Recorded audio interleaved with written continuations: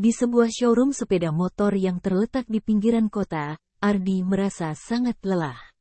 Hari ini telah menjadi hari yang panjang baginya. Ia telah bekerja keras sepanjang hari, dan saat inilah akhirnya tiba waktunya untuk istirahat. Tubuhnya terasa seperti berat sekali. Dengan langkah lelah, Ardi menutup pintu depan showroom tersebut. Dia melangkah masuk ke dalam ruang tunggu, melewati ruang tamu yang sepi. Cahaya redup lampu di ruangan itu menyambutnya, memberikan nuansa damai di tengah malam yang sunyi. Maka, tanpa ragu-ragu lagi, Ardi memutuskan untuk menonton TV untuk menghilangkan kepenatannya. Ia menyalakan televisi, membiarkan suara yang tenang mengalir di ruangan itu, namun, entah bagaimana, Ardi terlelap dalam sekejap mata. Entah untuk berapa lama ia tertidur, saat ia terbangun, karena mendengar suara dengusan berat yang merasuk ke telinganya.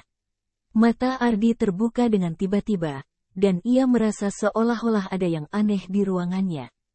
Dengan hati yang berdebar kencang, ia memutuskan untuk memeriksa seluruh ruangan. Mula-mula, semuanya tampak aman. Ardi melangkah dengan hati-hati, meneliti setiap sudut showroom. Namun, ketika ia mencapai ruang motor, detak jantungnya berdegup kencang. Di sana, ia melihat sosok yang sangat menakutkan. Sebuah bayangan besar berdiri tegak di tengah-tengah ruangan. Tubuhnya dipenuhi dengan bulu-bulu tebal, membuatnya terlihat seperti monster dari cerita-cerita horor. Ardi merasa ngeri yang tak terkira. Ia bisa merasakan nafasnya yang tersangkut di kerongkongannya. Jantungnya seolah berdegup 2 kali lebih kencang ketika ia menyadari sosok itu merasa terganggu dengan kehadirannya. Dan dengan gerakan ringan, sosok itu bergerak menghampiri dirinya. Tanpa berpikir panjang, dengan sisa-sisa keberaniannya Ardi bergerak menuju tangga. Saat ia mencapai ujung sebelah atas tangga, ada seorang perempuan yang secara tiba-tiba muncul di hadapannya. Sejenak matanya bertemu dengan mata Ardi, dan ia tersenyum dengan wajah yang datar dan tanpa emosi. Mungkin itu sebagai usahanya untuk menenangkan Ardi yang nampak sangat gugup dan ketakutan. Tapi bagi Ardi, senyum itu tak lebih dari sebuah seringai penuh ancaman yang sangat menakutkan. Perempuan itu sebenarnya cantik, dengan kulit yang putih dan rambut yang panjang terurai. Dalam keadaan yang biasa, mungkin Ardi akan terpesona dengan penampilan perempuan itu. Tapi entah kenapa, ia tidak memiliki keberanian untuk menatap lebih lanjut.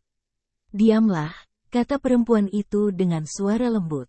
"Aku tidak akan menyakitimu." Ardi terpaku di tempat, tak bisa bergerak. Ia merasa takut, karena seharusnya ia sendirian di ruko tersebut. Namun ada juga kelegaan di dalam hatinya. Perempuan itu kemudian mengakui bahwa ia tinggal di rumah itu. Ia menjelaskan bahwa ia adalah penghuni lama rumah itu, dan menceritakan bahwa tempat ini adalah rumah dari keluarganya dan mereka masih tinggal di sini sampai saat ini. Tetapi ia berjanji tidak akan membuat Ardi merasa terancam. Untuk beberapa saat Ardi termenung dan menyaksikan wanita itu membalikkan badan untuk kemudian menghilang dalam keremangan ruangan itu. Suara deru kendaraan yang melintas di jalan menyadarkan Ardi dari keterpanaannya. Ketakutan yang melanda Ardi membuatnya tidak bisa tinggal di tempat itu lebih lama lagi. Dengan hati yang berdebar keras, dan pikiran yang kacau Ardi berlari keluar ruangan, melompati tangga dengan langkah yang panik.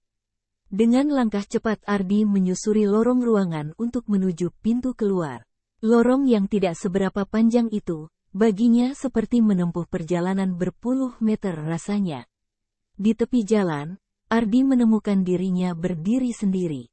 Keheningan malam menyelimutinya, dan ia merasa seperti dalam mimpi buruk yang tak kunjung berakhir. Setelah kejadian itu, Ardi menghabiskan banyak waktu malamnya dengan merenung di kamar. Ia terus memikirkan apa yang terjadi, dan tidak bisa melupakan sosok misterius yang ia temui. Pertanyaan-pertanyaan terus menghantui pikirannya. Siapakah perempuan itu? Apa yang sebenarnya terjadi di rumahnya? Dan yang paling penting, mengapa ia merasa seperti terancam oleh sosok yang tidak ia kenal? Malam berganti hari, namun Ardi masih terus terjebak dalam labirin pikirannya sendiri. Bayangan sosok hitam dan perempuan itu terus merasuki pikirannya. Ia tahu bahwa ada sesuatu yang tidak beres, namun ia tidak tahu apa itu. Dalam kegelapan malam yang sunyi, Ardi mencoba mencari jawaban atas pertanyaan-pertanyaan yang menghantuinya. Namun, semakin ia mencari, semakin sulit baginya untuk menemukan kebenaran yang sebenarnya. Dan akhirnya, Ardi menyadari bahwa mungkin ia tidak akan pernah tahu jawabannya. Mungkin kejadian itu akan tetap menjadi misteri yang tidak terpecahkan dalam hidupnya.